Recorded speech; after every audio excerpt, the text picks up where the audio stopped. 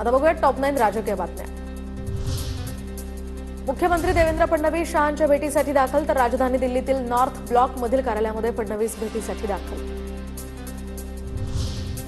अमित शहांच्या भेटीनंतर आता देवेंद्र फडणवीस प्रयागराजला रवाना होणार। मुख्यमंत्री फडणवीस आज प्रयागराजमध्ये शाही स्नान करून मुंबईत परतणार। मुंबईतील पेटंट कार्यालयावरून आता वाद पेटण्याची शक्यता, तर हे कार्यालय दिल्लीला हलवलं जात असल्याचा आदित्य ठाकरेंचा आरोप। मुंबईनं खासदार म्हणून निवडून दिलेल्या मंत्र्यांनी किती चुकीचं कृत्य केलंय हेही त्यांनी म्हटलं। मुंबईतील पेटंट कार्यालयावरून वाद पेटण्याची चिन्ह, तर कार्यालय दिल्लीला हलवलं जात असल्याचा आदित्य ठाकरेंचा आरोप। तर कार्यालय नव्हे, फक्त शासकीय आणि वित्त विभाग दिल्लीला जात असल्याचं केंद्रीय मंत्री पियुष गोयल यांचं स्पष्टीकरण। विधान परिषद आमदारांची निवडणूक अर्थसंकल्पीय अधिवेशनात होण्याची शक्यता। विधानसभा आमदारांमधून आता निवडून येणाऱ्या 5 जागा सध्या रिक्त असलेल्या 5 जागांची निवडणूक होण्याची शक्यता।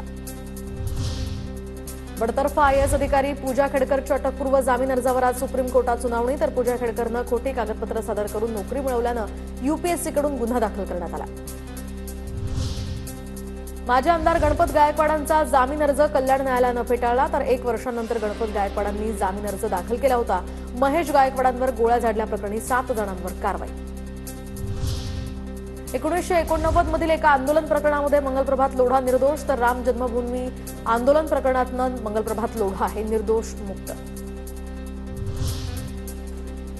काँग्रेस नेते सुरेश जेथलिया अजित पवारांच्या राष्ट्रवादीत जाणार, तर उद्या परतूरमध्ये अजित पवारांच्या उपस्थितीत त्यांचा पक्षप्रवेश होणार। जेथलिया हे सत्ताधारी गटामध्ये असल्यामुळे लोणीकरांची यामुळे गोची होण्याची शक्यता।